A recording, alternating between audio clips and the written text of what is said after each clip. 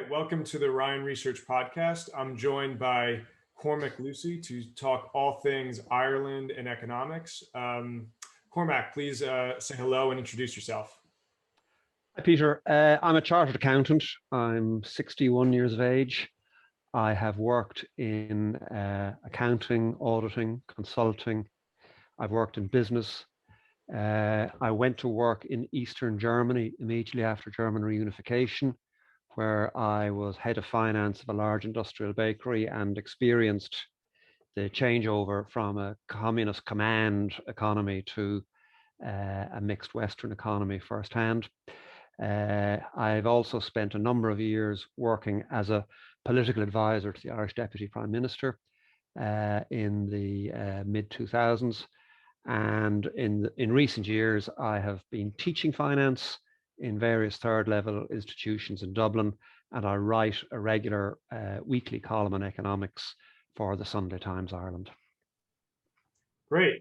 And I think what I most was curious to have you on and to get a discussion going was on your book, Plan B.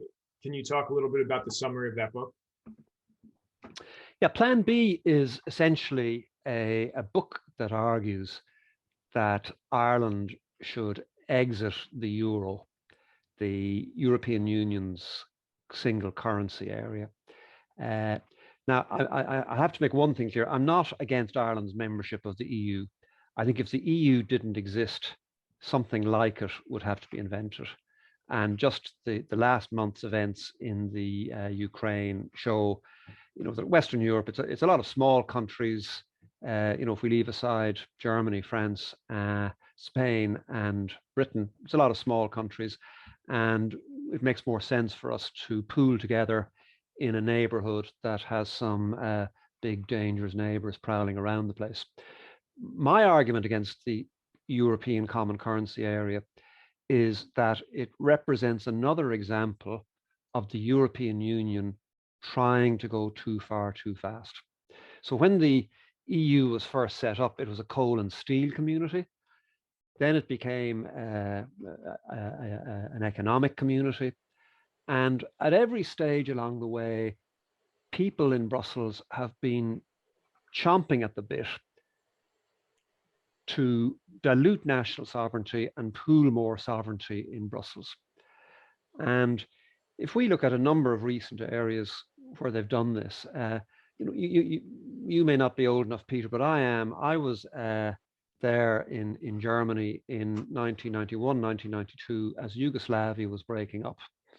And the then Luxembourg foreign minister, who had the rather unfortunate name of Mr. Poo, P-O-O-S, I hasten to add, he said apropos the breakup of Yugoslavia, now is the hour of Europe, meaning the Americans should back off and let the EU handle this.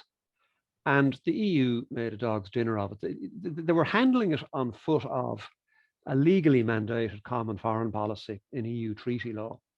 But the problem was the foreign policy objectives of France, Britain, and Germany diverged. It was very, very difficult to get the EU to adopt a common position. And meanwhile, appropriately enough, given the image over your left shoulder, Yugoslavia was going up in flames. And in the end, it was American fighter bombers that forced Milosevic to the negotiating table and effectively were the midwives of the Dayton Accord, which, it's an uneasy peace, but better an uneasy peace than fully fledged war. So the EU, in trying to move to a common foreign policy, when the alignment of interests to allow for a foreign policy to evolve organically weren't yet there, tried to go too far too fast.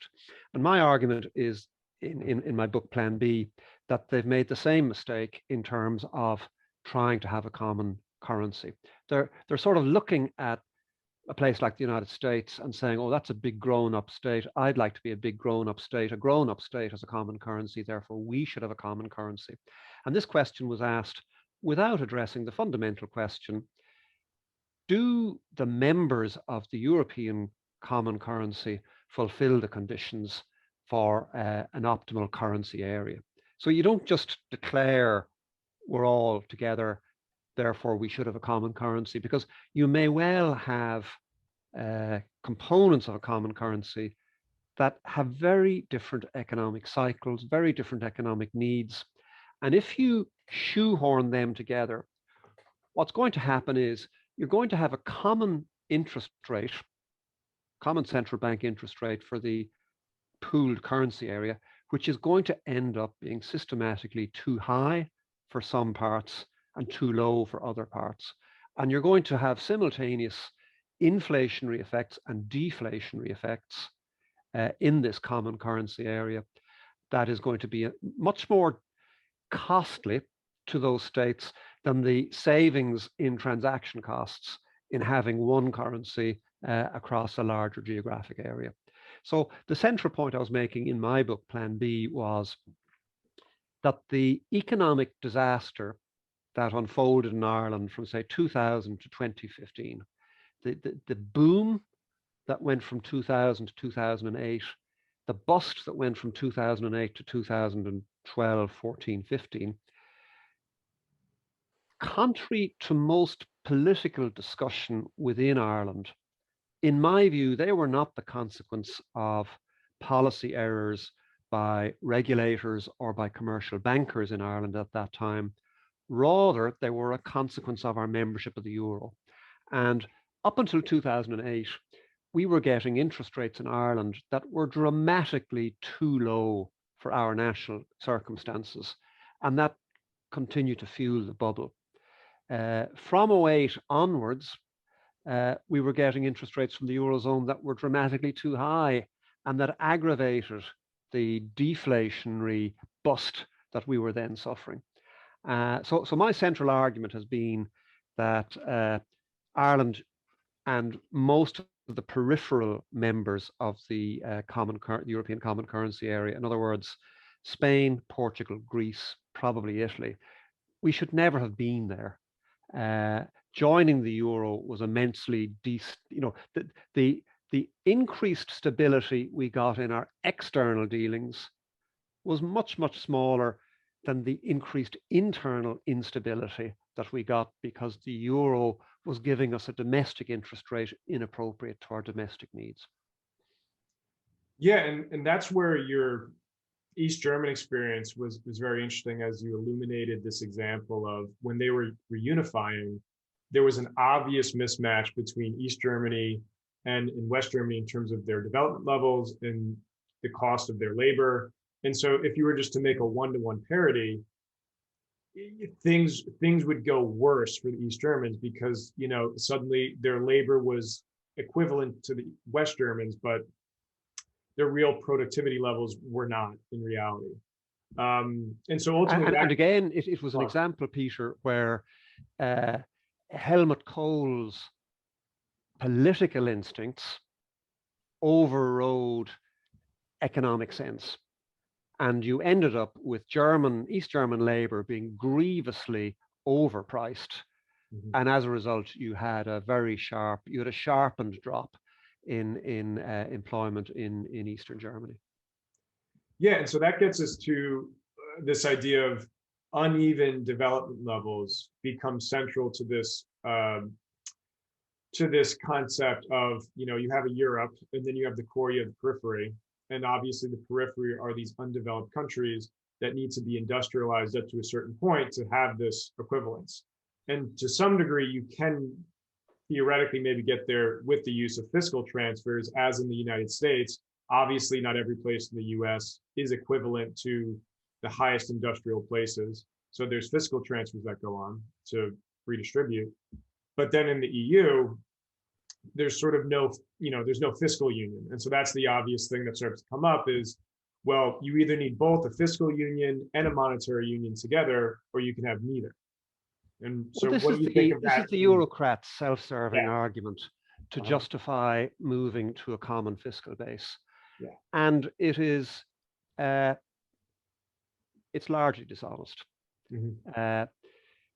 There was a fantastic article called Cross of Euros, which was a play on the phrase cross of gold that William James Bryan was campaigning on for the American presidency in the late 1800s, when he was campaigning against the gold standard. Another monetary system that led to massive complaints about a deflationary bias. And this article was co-written by a guy I know, Kevin O'Rourke, a professor of economics in I think it's Oxford, and he wrote that with Alan Taylor. And there was a fundamental table or graphic in this article, and it identified 4 separate criteria for the operation of an effective single currency zone. And fiscal transfers were just one of them. The first one was trade within the single currency zone relative to national output. And in the United States, trade between the 50 states in this article accounts for 66% of American GDP. Trade across the Eurozone accounts for just 17% of Eurozone GDP. So the connectivity that exists within the region that is to be given a single currency was already far less in the Eurozone than would be the case in the United States on that front. A second factor was the symmetry or the correlation of local economic growth rates. And the correlation coefficient of the US regions and states is 0.78, meaning if you're in Wisconsin, your rate of economic growth is likely to be very similar and in the same direction to the other 49 states. By contrast, in the Eurozone, it's just 0.51, meaning if you're in Ireland, there's as good a chance as not that the rest of the Eurozone will be shrinking while you're growing, or whatever. The third factor is the labor mobility criterion. And they measured this by looking at the proportion of people in the 50 states born outside those states. And in the United States, it's 42%. In the Eurozone, it's 14%. One of the things that struck me about the economic crash that happened on the Eurozone periphery between 2008 and 2012-14 was the relatively low proportion of people of young working age who emigrated, say, from Greece to Germany, even though they were fully entitled to do so. They were entitled to seek work in Germany. They were entitled to draw welfare while they sought work. I was also struck by the number of young people in Ireland who, instead of searching for work in the Eurozone, where they had a right to seek work, sought work instead in the United States and Australia, where they might have visa difficulties. But they had a common language. And they also, if they were coming from rural Ireland, they had people from their village or town who had emigrated to the United States 10, 20, 40 years earlier, who would provide them with connections when they landed. Whereas if they went from Galway to Stuttgart, there would be nobody there with connections, or very few people. So the fourth criterion identified in this article is the one that gets all the attention, and that's fiscal transfers. And I think there's a profoundly self-serving attitude on display from Eurocrats when they big this up, even though the other 3 fundamentals are absent. And coming from Ireland, prior to us joining the forerunner of the euro, which was the currency snake that was set up in 1979, from independence until 1979, Ireland had its own currency, but nobody noticed, because the Irish government followed a policy of a 1-to-1 exchange rate with the pound sterling. And that 1-to-1 rate held without any crisis from 1922 to 1979, even though there was no mechanism for fiscal transfers. But if we look at the other 3 criteria in this Cross of Euros article, there were huge exports between Britain and Ireland. The level of integration between the two economies was absolutely enormous. There was an absolutely enormous symmetry of growth, and there was a huge labour mobility factor, where if jobs were scarce in Ireland, loads and loads of people emigrated to Britain. If jobs came back in Ireland, loads would come back. So the point I'm making is that the euro in Ireland was way more a political project of people who may have lost faith in God, but they have adopted faith in Europe in the face of economic realities, whereby of the four big factors to justify an optimal currency area in this Arctic cross of euros, three of them were essentially absent. Sorry, four of them were absent, given that fiscal transfers were absent. Whereas the Irish sterling link had worked without any fiscal transfers because the other three factors were so strong. So what really bugged me was that the economic experts were ignored, economic expertise was disregarded. It was political goal setting and political dreaming. You know, Elizabeth Holmes, the former chief executive of Theranos, she followed a fake it till you make it strategy that blew up. She's now been convicted of various counts of fraud, and she's facing sentencing of up to 20 years imprisonment this September. In many ways, the backers of the European Union are following that strategy. Fake it till you make it.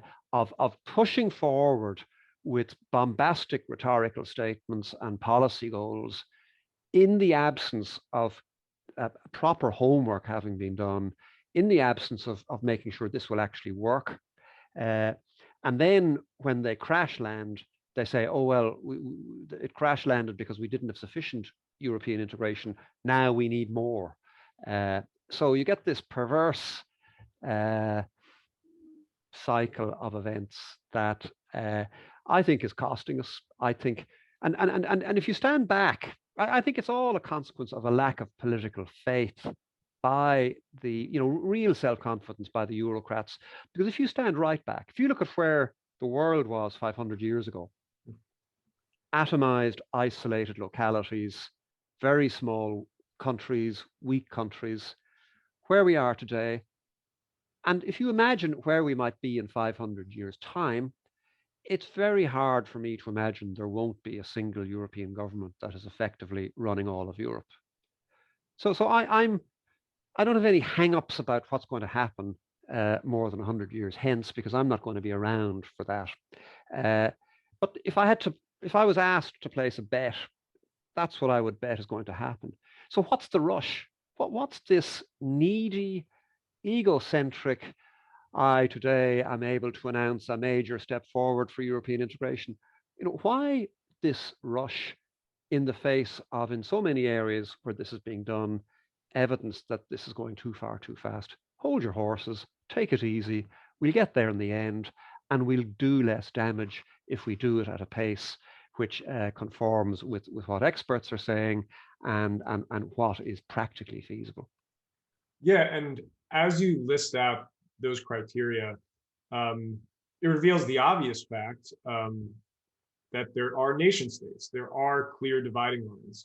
These things are real, and you can't just sort of coalesce very different groups with very different, especially on the economic front, these development levels overnight. And so there's this sort of aspect of time that goes along with that, and how these things evolve, they assimilate, they come apart.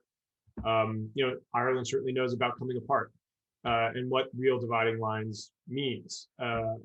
So with that being said, why do you think there is this disrespect for the nation state being the unit of analysis of implementing both fiscal policy as well as monetary policy? I think there's a sort of a shallow attitude that it's boring, it's old-fashioned, it's part of the patriarchy, blah, blah, blah, blah. It's kind of, it's this easy belief that we're so much better and cleverer than those who went before us, and that what they learned the hard way, we've no need to learn the easy way. We can just discard it, and life will trundle on. And I would be a small c conservative in the sense that unless there's a good case for change, well, then just leave things as they are and let them evolve by themselves. Let individuals make their own individual choices, and they'll learn the hard way too. And we'll move on in a way that avoids major conflict and major societal ruptures. The individual and small groups can do it by themselves. That'd be my ideal. Now, obviously, there are cases where you just can't do it that way. If Vladimir Putin sends his army into your country, we can't wait for every individual to work out themselves how they're going to respond to that, and there does need to be organized resistance and fight back.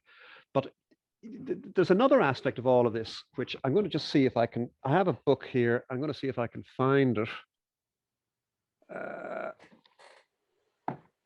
This is it. It's a book called Making Democracy Work, Civic Traditions in Modern Italy by a guy called Robert Putnam. And he became moderately famous in Ireland about 20 years ago, when it emerged that he was the favorite sociologist of our then Prime Minister, Bertie Ahern. Now, this provoked a lot of mirth and laughter that our Prime Minister knew of any sociologist, let alone that he had a favorite one. And Putnam became most famous for writing a book called Bowling Alone, which argued that compared to 50 years ago, civic traditions and activity in America had reduced, and more people in America were bowling alone. Instead of bowling in a club, bowling with friends, they were bowling alone. And Putnam was arguing that this was negative for political capital, for civic capital in the United States. But before he wrote that big book that got huge attention and huge kudos, he wrote this book I've just showed you, Making Democracy Work, Civic Traditions in Modern Italy. And this was based on his doctorate. And what he investigated at his doctorate was the degree of civic participation in different regions of Italy over 500 years. And he found valid scientific measures of civic participation in Italy going back 5, 6, 7 centuries. And what he found was that civic activity in northern Italy had always dwarfed activity levels in southern Italy.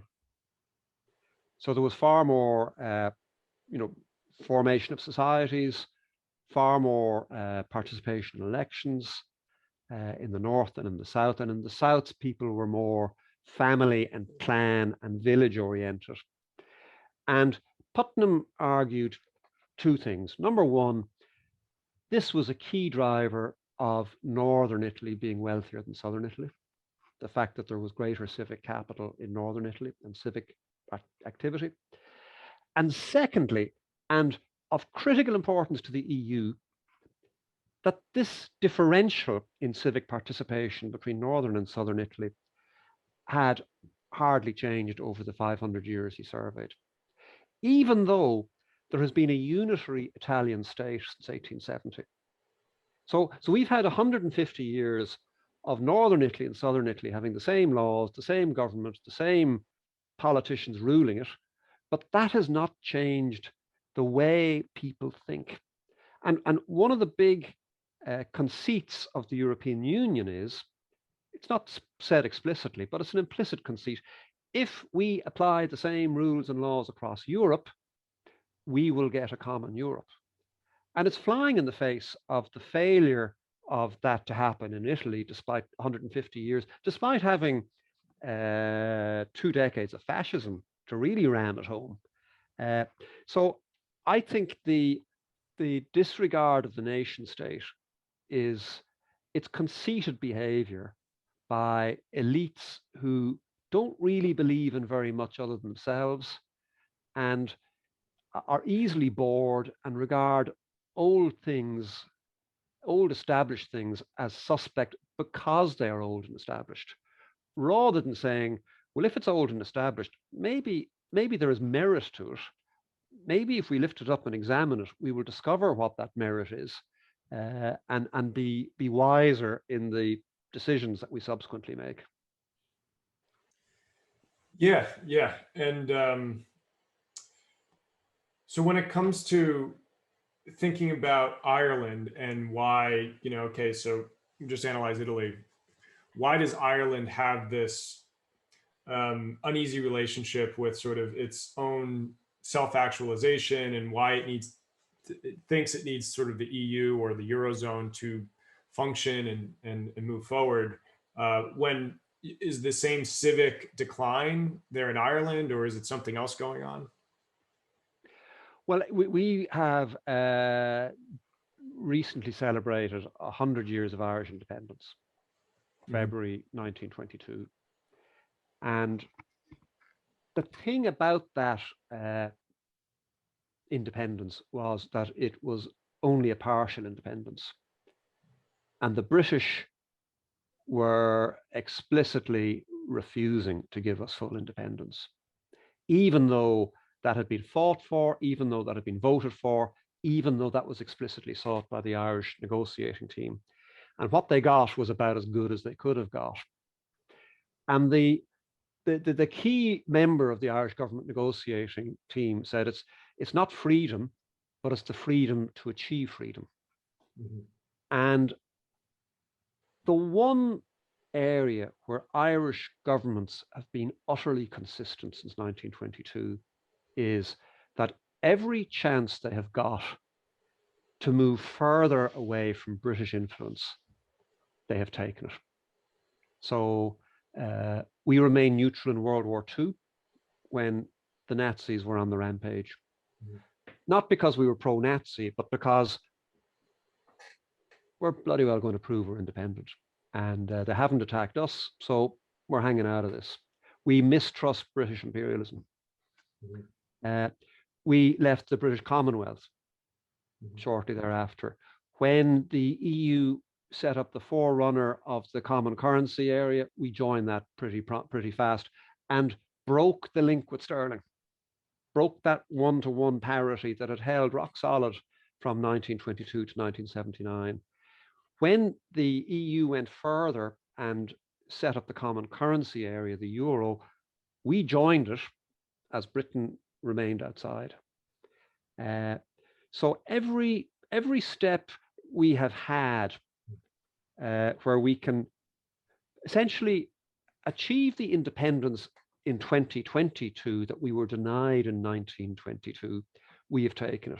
So I think a big part, Peter, of the answer to your question is we see the EU as a mechanism whereby we can get out from under the influence of Britain. Which is funny because there's an incoherence to the, typical pro, Euro person where you could there's definitely that motivation you're describing of, well, if it's anti-English, then we have to do it. But then it's almost like, well, it's almost like you're being anti-English to the point where being pro-Irish becomes the most muted thing possible. Correct. And you throw that out to then be, as Michal Martin, I think this past year said something to the degree of, we're not going back to the backward idea of sovereignty. And it just seems like there's a whole ludicrous circle there of like, well, you want sovereignty away from England, but you're going to give sovereignty up totally to the EU and the Eurozone. Correct. The 1916 Rising was largely carried out by Republicans, but there was a small participation by the left, the Irish Citizen Army, the forerunner, or based on the trade union movement. And in the run up to 1916, they had during World War I, they had a banner over their headquarters, Liberty Hall. We serve neither king nor Kaiser, but Ireland. And the danger is we're switching from the king, but we're falling in for the Kaiser and disadvantaging Ireland in our rush to get out from under the shawl of Britain. And the example I would often use, but it gets barely any coverage in Irish political discussion, is Iceland. Mm-hmm. You know, you've got 300,000 people, roughly a 20th of the population of the island of Ireland, living on an island that is slightly bigger than Ireland, living under much more inhospitable conditions than we live. And they're politically stable, they're democratic, they're liberal, they have a higher living standard than we do, and they're almost literally in the middle of nowhere. And they've got their own currency. They're able to do all these things by themselves without needing Big Brother EU standing behind them to give them reassurance. And I think there's a lot of rhetorical talk in Ireland about independence by people who haven't really given a lot of thought. And it's more something for ballads and bars than for legislation and hard acts of national self-interest. And if it were purely down to me, I would rather that Ireland was a lot more like Iceland than we are today. Yeah, and you know, you're making references back to the 19th. Oh, sorry, I forgot to mention one other thing.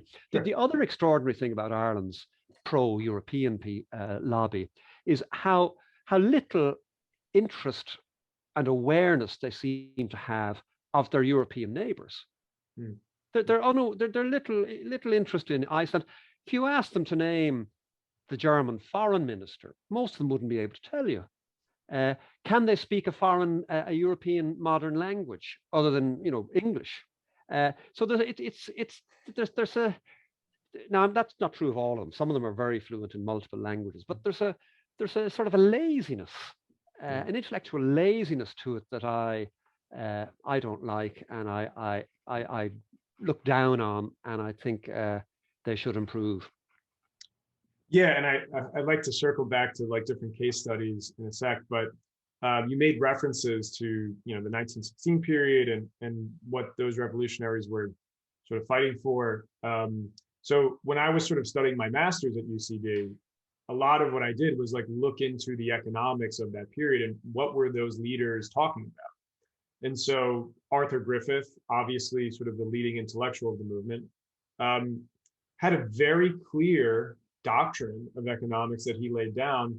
And it was very much the case, and maybe to his detriment, that he was willing to sort of sacrifice on certain political, or I would say more symbolic, you know, structures of, you know, independence for monetary and economic independence. And so that was always his core. He said that if we can get the economics independent, control that, then, you know, yeah, let them think whatever they want to think. Once we're economically independent, we can grow and develop.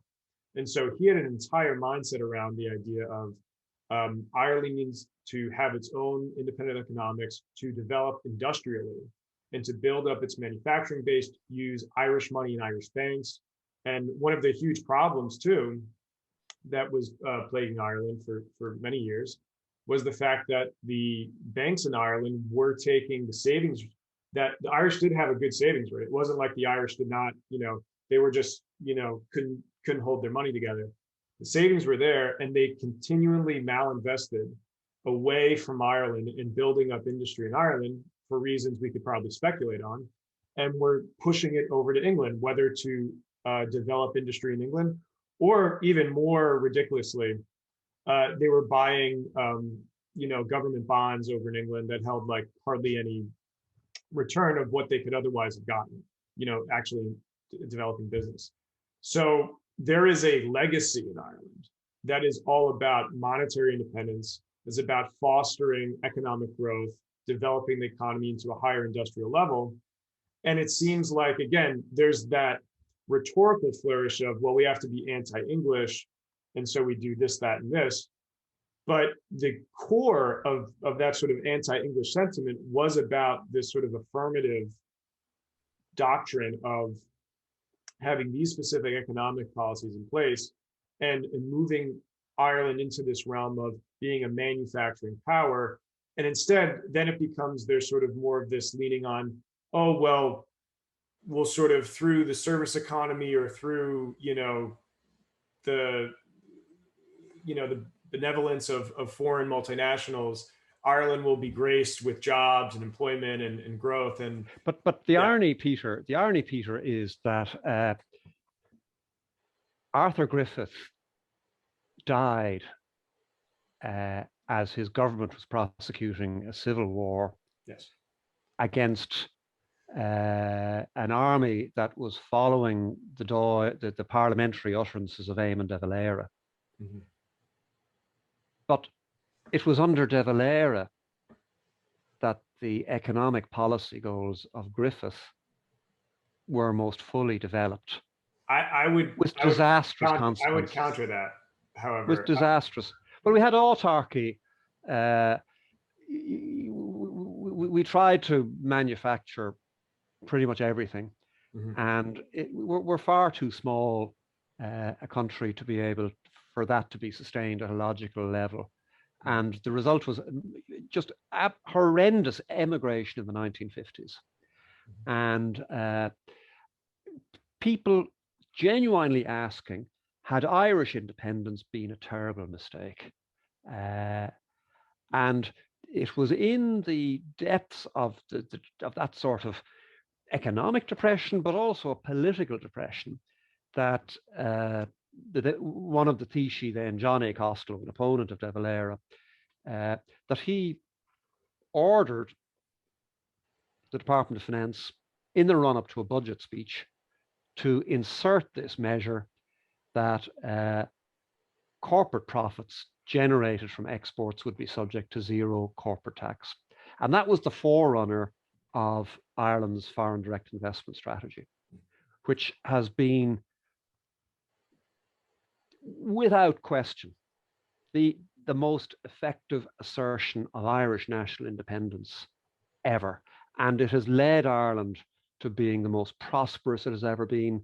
And it has led Ireland's population, which continued to decline under Irish independence, it has led it to tick up very sharply. So this is another reason to be wary of political debates about economics, that what sells politically, oh, we need to develop Irish industry, may actually be quite damaging, may in the long run be damaging to our own self-interest. And what I'm continually asking for is, let's just look calmly at where our own national self-interest lies, and let's go down that route. And that's why I'm against our membership of the European Common Currency. Yeah, well, just to have a little quibble about Dev, I do think while on the surface he was certainly categorized as a protectionist, and he engaged in things like tariffs, and there was an effort to industrialize Ireland. I think closely analyzing it, and I think one of the better analysis of that period was Mary E. Daly's book on the subject, something by the title of Irish Identity and Industrialization, around that. And while her sort of concluding remarks don't fully get at what all her observations throughout the book suggest, her evidence that she's laying out is clearly the case that the protectionism that was done by Dev was done in a very ham-fisted way. It was more of the sort of problem of incompetence rather than sort of the theory of protectionism being at fault. One of the key issues, and this is where we can tie it back into monetary independence, was the fact that from Griffith and then this sort of Griffite, sort of legacy upholders that were sort of filtering in and out of government, was that Ireland was not developing its own, independent in the sense of independent from Britain, independent central bank and its own currency that free floated and had a different rate, in order to have, obviously, as you would point out in your book, devalue and encourage then export-led manufacturing growth. And so this was a debate going all through the 20s into the 30s, and it finally got settled in around 1938, where basically Dev acquiesced to sort of the banking establishment to say, look, we're going to maybe have sort of a central bank as a research institution, but the idea that it would sort of have its own sort of full-scale independence from how the Bank of England operates, we're not doing that. And so this critical component of independent monetary policy that would allow devaluation, that would allow some sort of development bank oriented investment and monetary stimulus. I'm wary of having a central bank just to allow devaluation. You know, if you look at Switzerland and Germany, they're two of the most successful exporters on the planet, and they have conventionally had a hard currency that has been revaluing. Mm-hmm. So I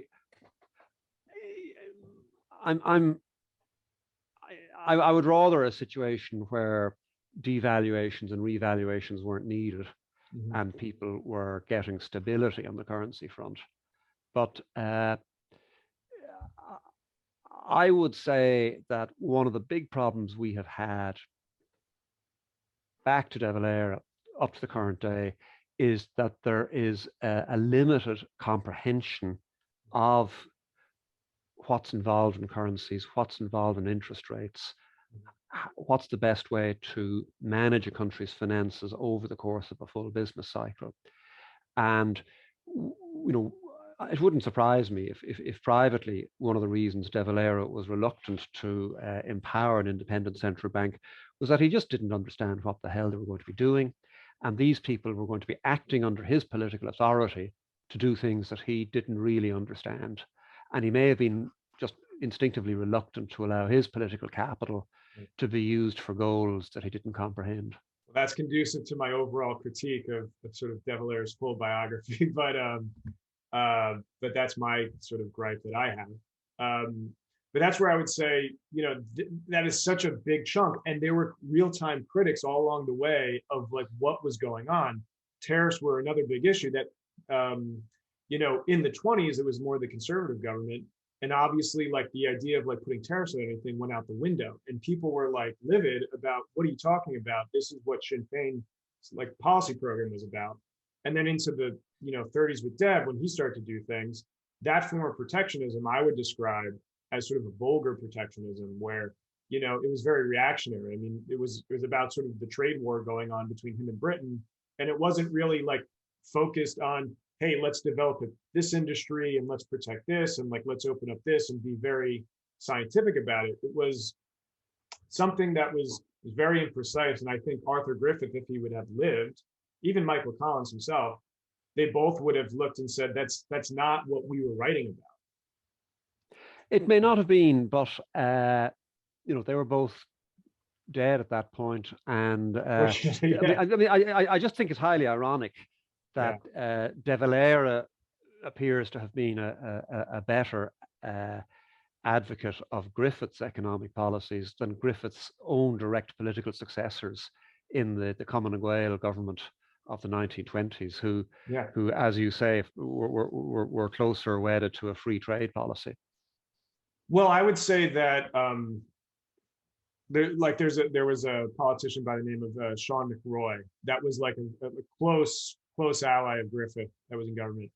You know, he didn't get to the upper echelon, but he was sort of this mid-level position, and you can find writings of him that talk about all these things in detail and really express vividly how things were diverging.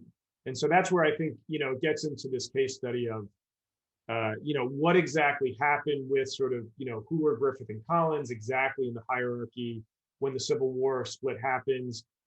A lot of hardliners go out the door. There's a lot of sort of establishment players that are still there.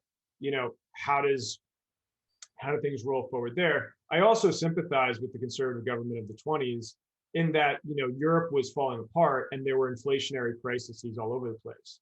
So, I mean, the idea that they would say, hey, let's do a radical economic policy, I can understand why they would just say, look, let's just stabilize the country first. We just went through a war of independence. Now we have a civil war. You know, let's get our house in order before we start shaking things up. So I understand that, but that's where I think this reassessment of what that true history is for us 100 years later, like that purpose is to say, like, okay, what exactly was the course of events that led to each, and where do we find sort of the core economic doctrines of, let's say, Griffith and Collins, of that sort of vanguard, and what they would have, if they lived, what they would have done. And that's where I connect the dot to sort of this wider sort of National Development School of Economics, and then I start to look, like you were mentioning earlier, like why do the sort of Irish have sort of a myopic view on certain things? They don't look outside themselves, like to Iceland. I would go even further. I would say, like, why don't they look at places like South Korea and Japan Oh, and sure. Israel, Singapore. yeah, and these East Asian tigers, who the moniker of Celtic tiger originates from. Yeah. And so that's what I don't comprehend, is I don't see why, you know, for all the talk of like diversity, like, okay, like how about you stop, you know, like open up your mind to the global discourse. And actually I think it's a lack of self-confidence. Yeah. There's a lot of big talk masking small minds. And you know, you're talking about benign governmental intervention to foster particular industries. As these tigers. And that's where I connect to I'm 61 years of age. Yeah. My late father went to the same secondary school as the guy who headed up the Industrial Development Authority, the IDA, when I was in secondary school going into college, a guy called Michael Killeen. So I've been familiar with Ireland's efforts to promote industry for over 40 years. And we've been highly successful in attracting foreign industry into Ireland. We have also been attempting to develop indigenous native industry over that time. I cannot name a single Irish company that has flowed from that strategy that dominates its international market. There are two Irish companies which, in my view, dominate their international markets, neither of which were products of those efforts. They're Ryanair and Pennies, which is owned by a Canadian family, the Westons. And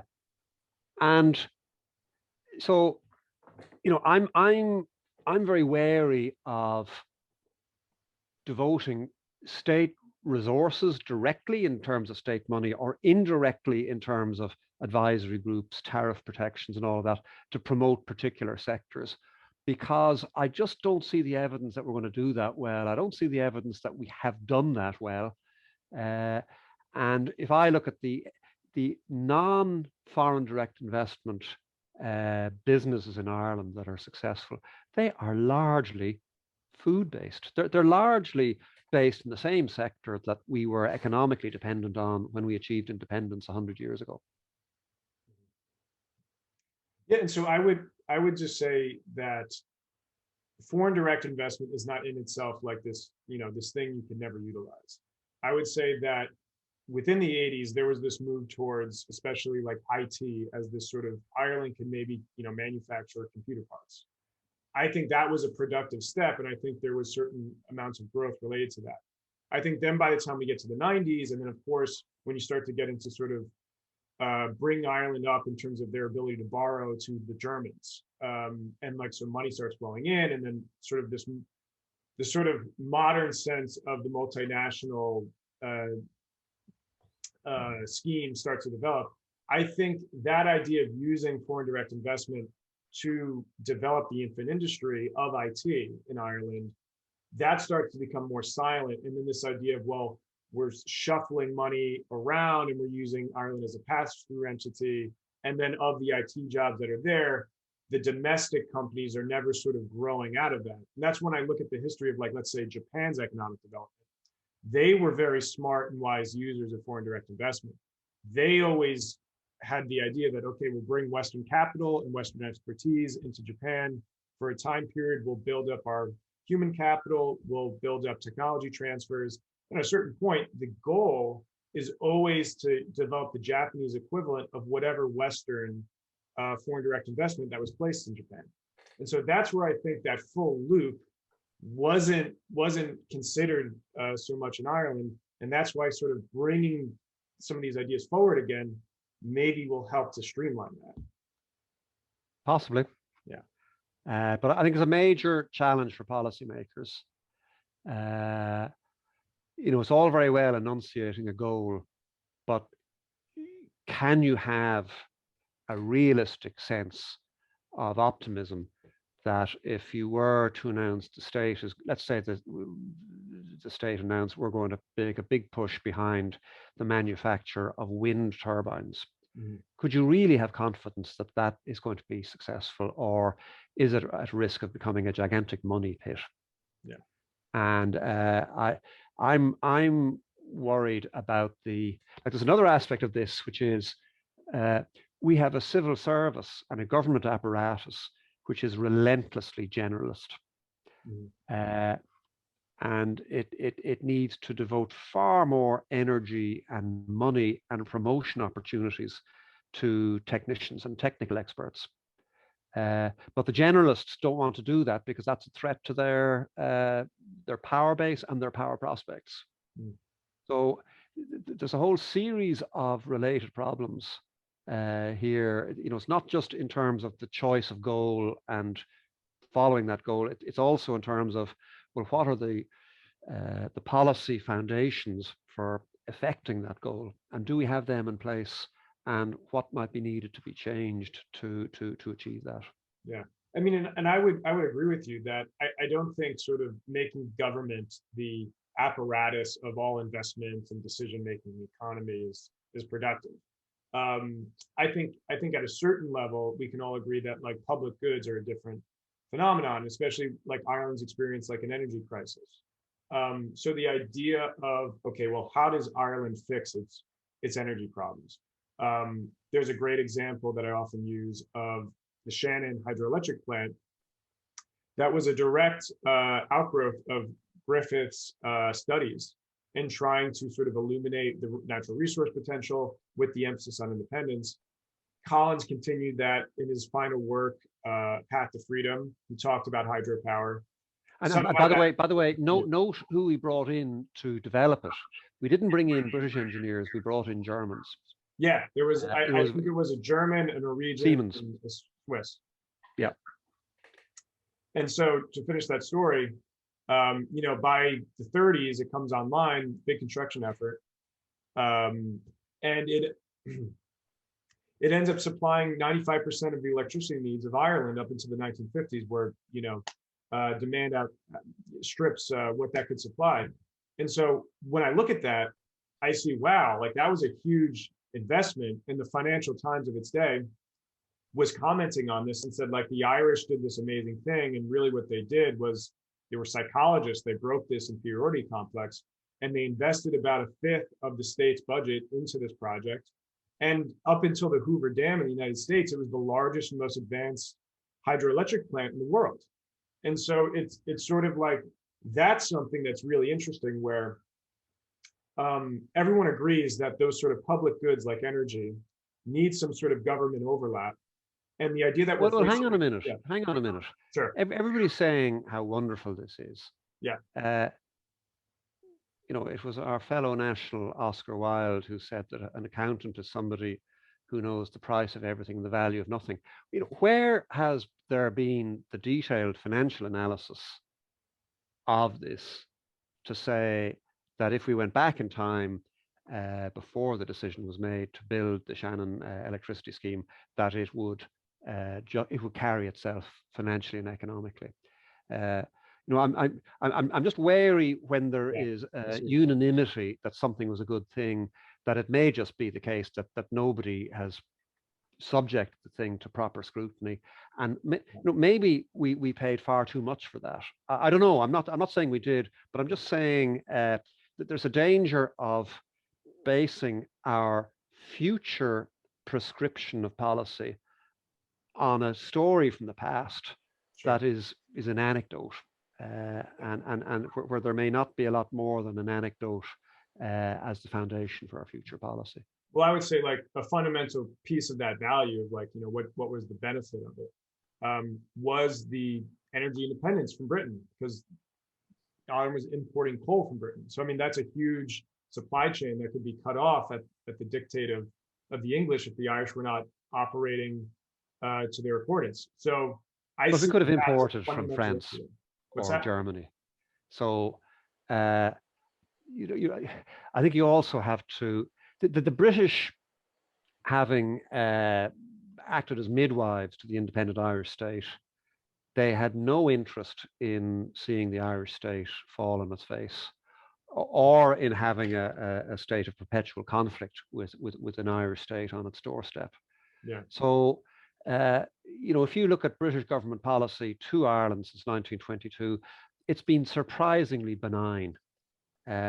Save for their policy in Northern Ireland, say from the 1960s to the early 1990s, where they got sucked into backing the Northern Ireland state over nationalist concerns. But by and large, if you look at the Ukraine trying to escape out from under the shawl of Russia, if you look at the poor Uyghurs still in China, we've had a pretty benign neighbor compared to a lot of other places in the world. And that's true, and I think that's sort of a function of the neighborhood. But I would say that abstract point about energy. Well, look at Spain and the Catalonians.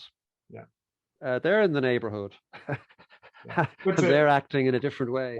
But to put another spin on this of the value of energy independence and security, not so much sort of with the government at the center of the story, but currently there's a whole industry of Irish oil and gas of offshore territorial waters. It was a huge windfall for sort of energy security for Ireland in terms of the natural gas front, which I believe right before 2000, it made up 90% of natural gas that Ireland was using.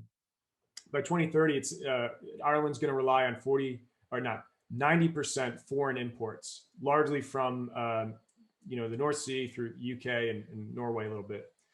And when I look at this, I say, well, okay, this is an area where the government needs to be operating on sort of more of a lean basis, and it says, open up all the private market of Irish oil and gas companies to drill in places like especially Ballyroe is the field that sort of is grandfathered actually in the ban that took place that banned all exploration and drilling. It actually grandfathered Ballyroe in, and for whatever reason, Eamon Ryan is not pushing through sort of the more of the minutia permits through.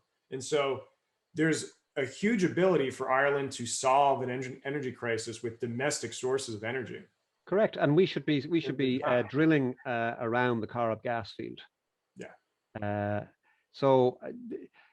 But again, politics and our desire to feel good in front of the mirror, in front of ourselves. Oh, we've stopped drilling for nasty oil and gas.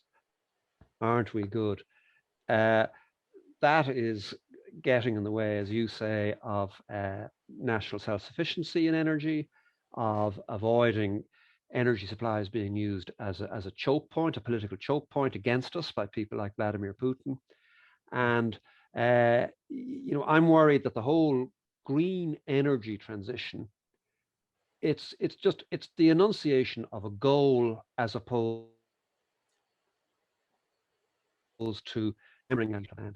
And the danger is we're going to just have skyrocketing energy prices. If we're shutting down conventional carbon-based sources of supply before we have put in place renewable replacement sources of supply, the price is going to be the moving element that takes the pressure, and that's going to cause massive problems. And it's very interesting to see Nigel Farage in Britain saying, let's have a referendum on the green transition.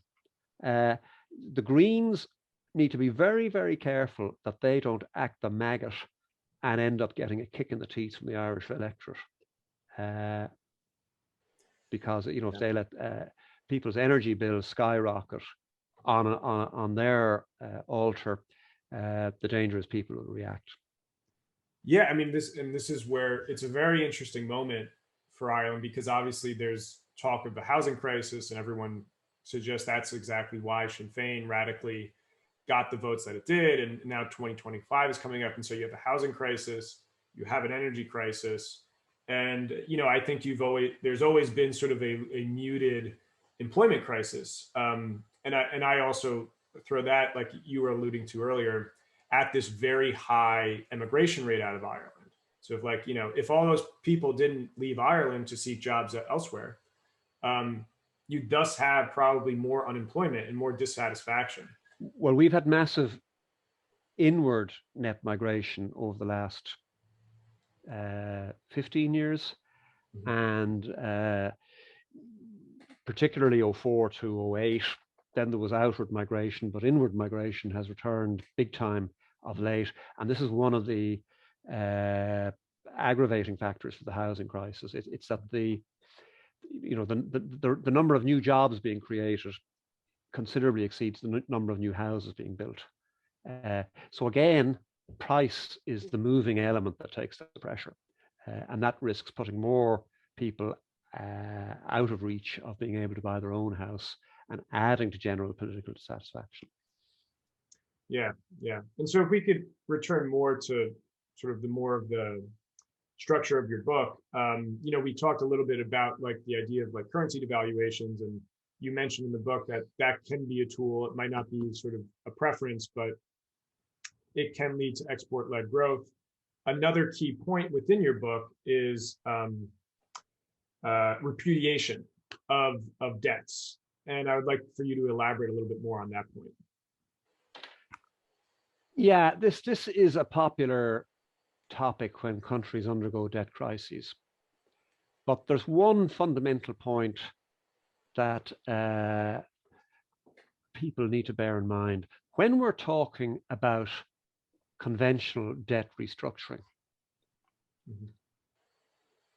it's not the borrower who typically initiates the debt restructuring, it's the lender. It's the lender saying, we've lent all this money to Greece. On our books, we have this asset, loans to Greece. That asset has been sitting there for 5-7 years. If we're honest with ourselves, we're never going to collect on that asset. If we're honest with ourselves, our collection of repayments on that debt, of interest on that debt, is preventing Greece from growing its way out of a lower amount of debt. So your conventional debt restructuring, while it benefits principally the borrower, it's initiated by the lender. And it's the lender saying, let's get real here. So there was a lot of talk 10-15 years ago at the height of the 10 years ago at the height of the financial crisis that Ireland should renege on part of our debts. And you could have made an argument. You could have, it was an arguable proposition that Ireland had too much debt at that time. But subsequent to that, we have managed that debt without any great problems. Now, there have been big political tensions, but we haven't had major economic problems managing that debt, servicing that debt, repaying that debt. And it should be noted that we did get an amelioration of the terms of that debt from the EU and the IMF, where they extended repayment maturities, they reduced the interest rates payable on elements of that debt. So I would say that if you look at Ireland today, and if you look at Ireland today in the context of the problem of 2008, 2012, that actually debt repudiation or debt restructuring, with the benefit of hindsight, was not required. I think it's going to be required in the case of Greece. I think Greece still has way too much debt. I think it would be in the interest of the EU to cut Greece some slack and make it easier for them to stay within the system, rather than just leave them stewing in their own juice, with the risk that if there's another severe downturn, they might just not be able to hang on to the cliff edge any longer. So in terms of debt repudiation or debt restructuring, there were arguments that we had a moral right to not to repay some of the bank debts, that the banks had junior debt, subordinated debt that they had raised from funders, one would have expected in the sort of crisis that the Irish commercial banks faced, that junior debt would face severe haircuts. The problem is that the Irish government guaranteed all of the debts of the banks, including the junior debt. So whatever about the moral case, and there was a moral case not to repay those debts, in terms of a hard legal case, that would have been an event of default by the Irish government. And if in an earlier life, I worked in commercial lending in a major international bank, and your typical loan contract, any proper loan contract, will have a cross default clause, meaning if Peter Ryan Inc., if the treasurer of Peter Ryan Inc. has borrowed money from 100 banks and they all have a cross default clause in their loans, if your treasurer defaults on your borrowings from Bank A, all of the other 99 loans will go into default as a result of you defaulting on loan A. So again, I think a lot of the discussion of repudiation of Irish bank debt was more rhetorical and political than a real live option. And then, so then moving on to a little bit more of, like you mentioned, Greece, and we've talked about a little bit of the periphery. One of the angles of successfully going about a Eurozone exit is to kind of align with the rest of the periphery and sort of doing a coordinated exit. Can you speak more to that? Well, I'm not sure, to be honest. I think a devaluation, it's a bit like leaving your spouse. Mm-hmm. It's not something you talk about in public, certainly not in her hearing. Mm-hmm. It's not something you're publicly cogitating about, chatting to your friends about. You either do it or you don't do it. Mm-hmm. And if you do it, it's best done with the maximum speed. Mm-hmm. So that necessity makes it difficult to do it on a coordinated basis with other states. Now, the conditions where exits might happen could quite possibly see a number of states leave together or leave within a short time of each other. But supposing, in fact, the best opportunity for Ireland to leave with the least economic damage would be if it were to leave in conditions where an independent Irish currency would operate at roughly the same level as the pre-exit euro, so that the amount of economic damage caused by our departure would be minimized. Whereas if you're going to leave and suddenly your currency drops by 30% compared to where it was the day before, that's going to cause mayhem for importers and exporters. It's going to cause mayhem for people, families who have kids studying in mainland Europe, who suddenly their upkeep costs are going to shoot up. So the ideal world would be you leave as a technical issue, not as we need to get out to drop our currency. We're just getting out because we think longer term, this has got too many problems under its foundations. A bit, you could justify Britain's exit from the EU on that basis, Brexit. You could justify it on the basis that the EU is trying to go so far so fast that it's just going to build up big problems down the road, and maybe it will emerge in the fullness of time that Britain was better off getting out while they could, rather than staying on the bus for the bus to crash over the cliff. Now, I'm not arguing the EU will crash over the cliff, but there are, if you look at the target two balances, the balances that the national central banks owe to the European Central Bank or are owed by the European Central Bank, they're really a proxy for the old balance of payments. And they indicate continuing and widening economic divergences within the Eurozone. And, they can't continue, multiplying forever. So what's going to cause that to change? How might it change?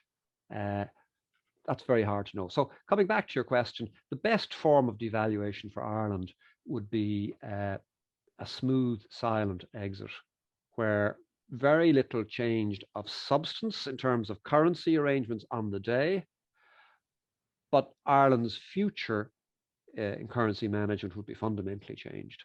But the rate hopefully wouldn't be changed. And that would be the easiest to manage.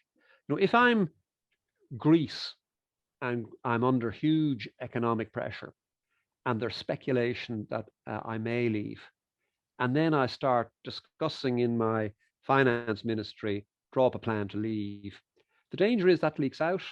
The danger is insiders get wind of it and start moving their euros out of Greece, where they are subject to devaluation risk, into other countries. So you unleash currency flows that may force, that narrow your room for maneuver, and that add to the sense of crisis. Whereas, absent such a crisis, if you're in a situation like Ireland, where we are owed money in Target 2 balances by the European Central Bank, we are a lender, not a borrower. And that's indicative of economic strength. Then we can leave on terms, on non-crisis terms.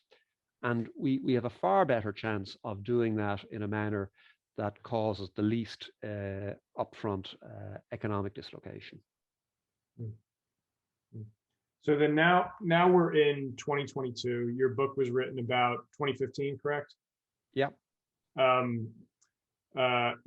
The Ukraine conflict has cascaded into sort of a global crisis of, obviously, European energy is now up for debate.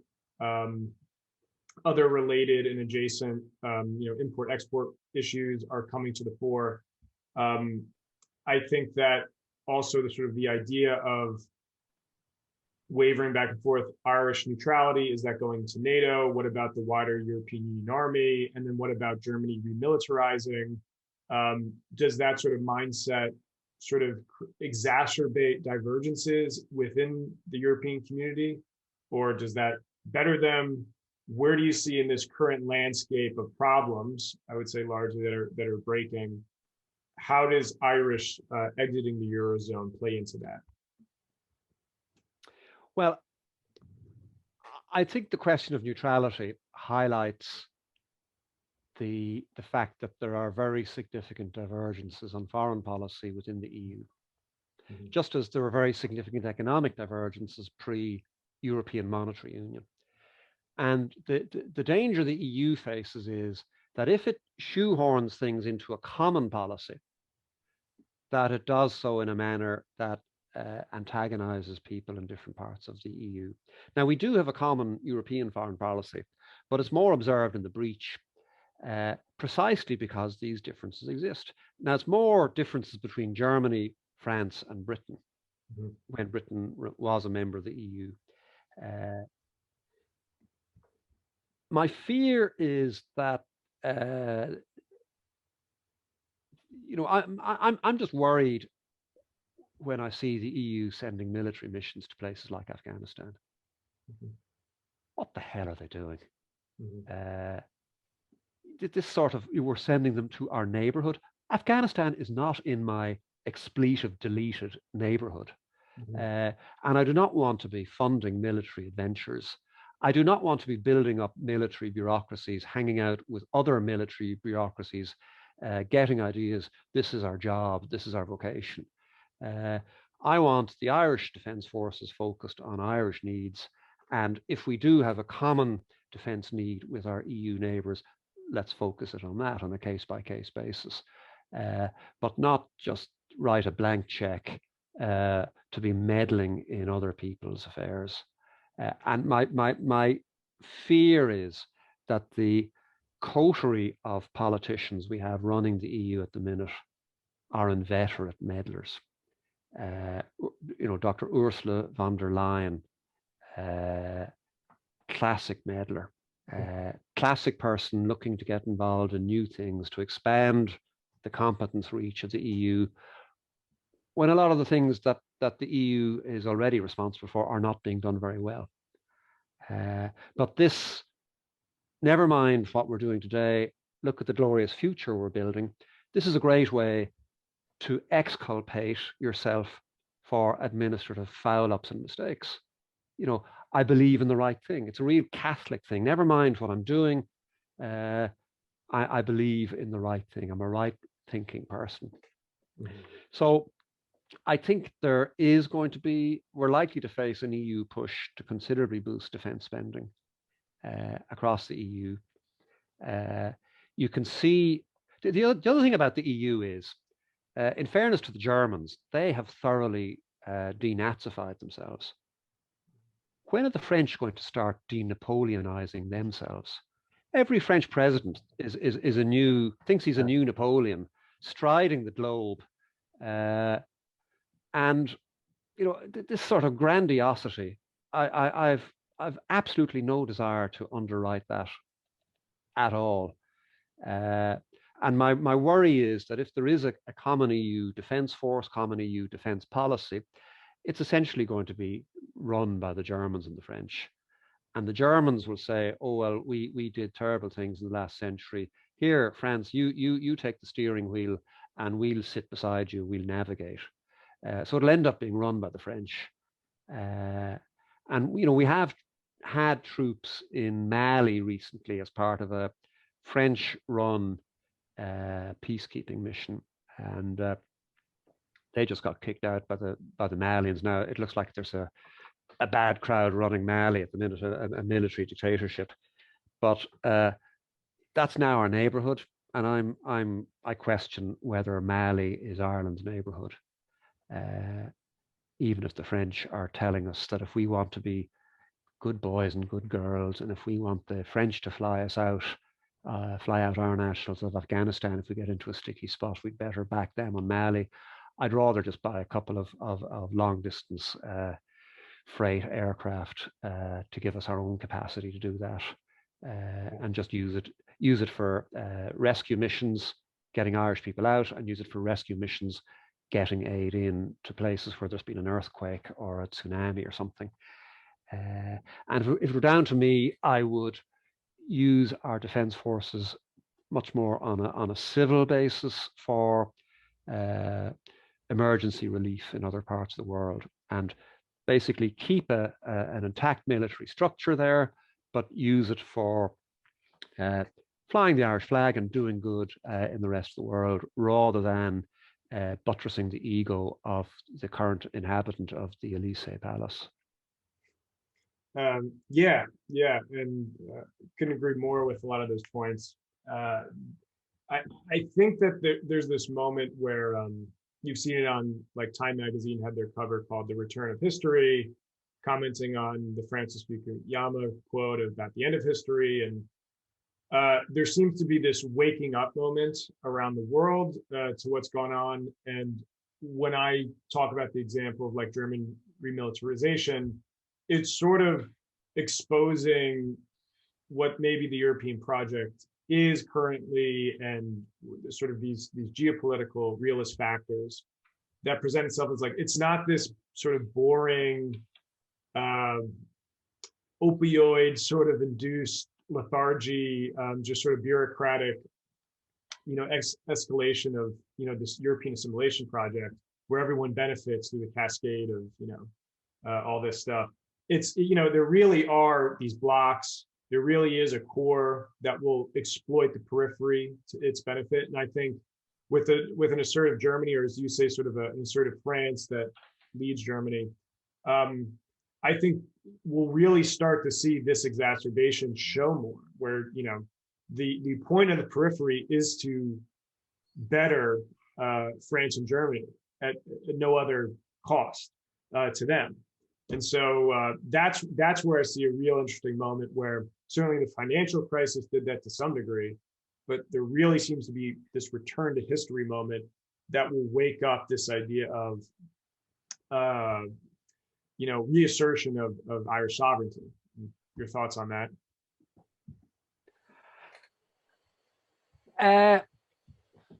I'm kind of like a PJ O'Rourke libertarian. I just want the rest of the world to stop bugging me and leave me alone. So when you talk about Irish sovereignty, it sounds very grandiose, but really, for me, it's more just leave us alone and let us get on with Yeah, our own what I thing. mean by that is just like there's this. It seems like when I talked to other Irish people when I was living there, there was this sort of lethargy to like the idea of having independence and sort of just sort of grafting onto the European project. And it seems like now that you could have that PJ O'Rourke, that energy could be there, but it's sort of that reinvigoration of like, hey, yeah, maybe we should be independent, maybe we should be left alone. Like, that sort of pushback you need to do when someone's invading your personal space. And what are we doing in Mali? Yeah. What were we doing with members of the defense forces in Afghanistan? Yeah. It was just bullshit, just pure bullshit. And a sort of bureaucracies doing what bureaucracies do, which is mission creep, both in the Irish defence establishment and in the EU. And then people who we elect to represent us in Europe, unsure of whether their fundamental role is to represent Brussels to people in Dublin or the people of Dublin to people in Brussels.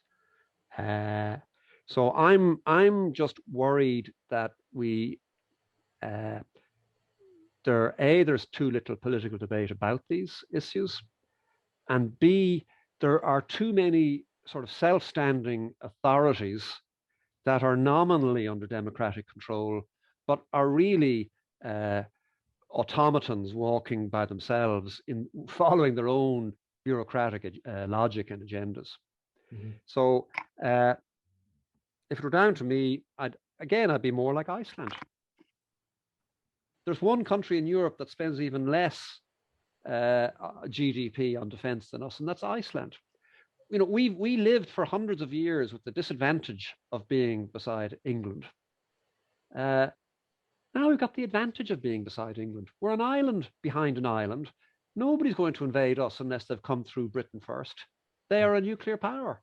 So we can get a defense-free ride. We have been getting a defense-free ride.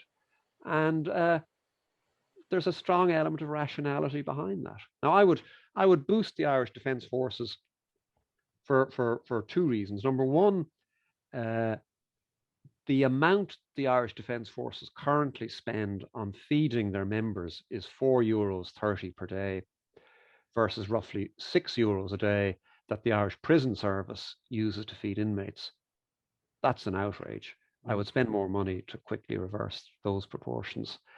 And the second thing is, and an issue we have not discussed, is Irish reunification. We, as a state, have a blank check on the table saying, in the event of reunification happening, we're there. I don't mind there being a blank check. I'm happy with that blank check. I don't see reunification as an economic question. It is a question of kith and kin, and if a child is spontaneously born, it's a member of the family. You don't suddenly say, "Oh, well, we've done a cost-benefit analysis. We're going to leave the child in the hospital." Yeah. That's how I view Northern Ireland. But there is a non-trivial risk that if Northern Ireland were to vote for reunification, that the Brits might be in a hurry to get out. We might have to take over security. Where are the plans to manage that? Do our defence forces have the wherewithal to do it? Not in your Nelly. Did it feature at all in the recent 218-page white paper on our defence needs? No. So once again, we have a political establishment that is sleepwalking rather than doing some hard thinking, making some hard choices, and getting on with life. So if it were down to me, I would expand the defence forces to feed the guys properly and to have an army where there's a quick turnover of people. So you've got, over 10 or 20 years, you have a very substantial reserve capacity, even though you keep the cost of the standing army within limits. Yeah. and when you reference a blank check, and like that goes for the military as a category of the budget, but certainly, there's so much more externality to what reunifying would mean in terms of there's probably going to be a net drain from the south into the north for a number of years. Oh, big time. Yeah, of redistributing money, big time, and growing it back up. Yeah. So this is where we can maybe connect it a little bit back to like reasserting a sovereign, central bank in Ireland, where what is like so much of what goes on in Irish political discussions is like, well, there's all this nickel and diming of the budget, and we like when they don't want to pay for something, all of a sudden everyone's a fiscal conservative. But for something like that, the idea of like, okay, well, can we get the ECB to write a blank check to facilitate some of this stuff, or does a national central bank actually do that better? Well, you see, I just don't see that the central bank can. All the central bank is doing is it's issuing currency, and it's determining the quantity of money that's out there against a level of real output that they have a limited capacity to influence. And there's no way the ECB is going to write us free money to fund reunification when there's lots of other national needs from other countries, and they'll be looking for, there'll be a queue of indigents standing outside the ECB head office in Frankfurt. So I think we have to manage this ourselves. We've got to grow up and take responsibility. It's the decisions may be difficult, the economic implications may be difficult, but the intellectual challenge is very basic. Mm-hmm. But it's a basic challenge we wriggle to avoid, and it's sad. We just don't have that Viking self-reliance that our friends in Iceland seem to have. And instead, we want somebody else we want to be able to shout about how wonderful we are, but we'd like other people to pay for our meals. And that's a childish and self-defeating mentality, I think. Well, and that's where we can have our differences exactly on what sort of a sovereign monetary policy for Ireland looks like. But I think there is that facilitation of the central bank on sort of this holistic level operates as sort of an investor of last resort, and it's operating under the assumption that they're not just expensing something. If you invest in Northern Ireland, there's going to be more value generated out of that for whatever comes next, and there's a long enough time horizon for the state to enable things like that. And then ways you can sort of organize the private banking sector a little bit, tweaking around the edges a little bit to sort of prioritize maybe a little bit more like increased quantity of credit going towards certain sort of industries that develop things, increasing sort of things that increase real GDP versus sort of secondary market speculation oriented issues. But there's no evidence at the minute, Peter, that there is any shortage of credit in Ireland anywhere. Well, the banks would only love to be able to lend more. Well, that is where like I get into the splitting of hairs here a little bit of like the sort of and I mentioned this a little bit on our initial chat, the sort of quantity theory of credit that a fellow economist Richard Berner has come up with, and he really prioritizes this idea of you have to get taxonomic about credit allocation and sort of where it's going, and of course, like on an aggregate sense, there's too much credit, but then like, well, if there was credit, purely in the secondary markets, like fueling asset inflation and cascading consumer credit, things like that, versus sort of investing in productive oriented activities that are facilitating, real value creation in either service or manufacturing. And so there's actually, a flow of growth. That allocation is important in identifying the buckets that the money is going into. Now, there's concerns of malinvestment, of course, that go into that. How do you know? How can you beat the market? How can you beat Hayek's caveat? I think that's all valid, but I think there needs to be more of a balancing of those two issues. Of course, if like an economy doesn't have enough credit, you get anemic and you can't grow. Yeah, that's true. Yeah.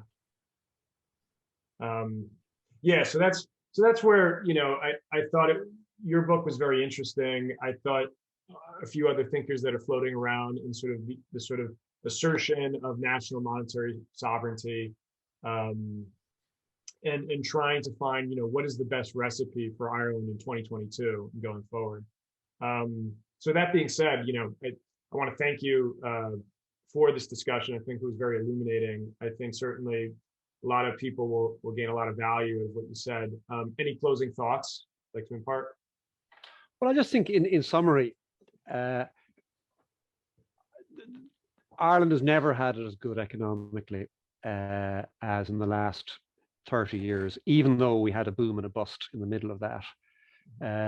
But if you look at life expectancies, if you look at the size of the population, if you look at income levels, if you look at consumption levels, we have never had it so good.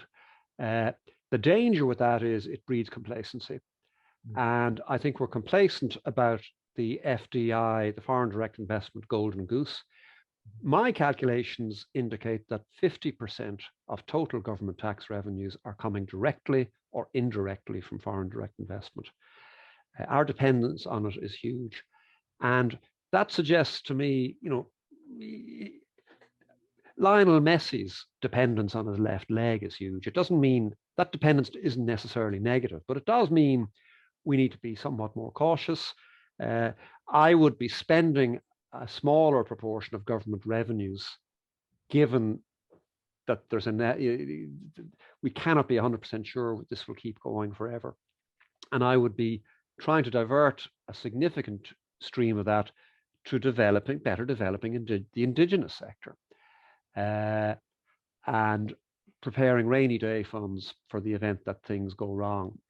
But I think there is the strong living standards, the prosperity.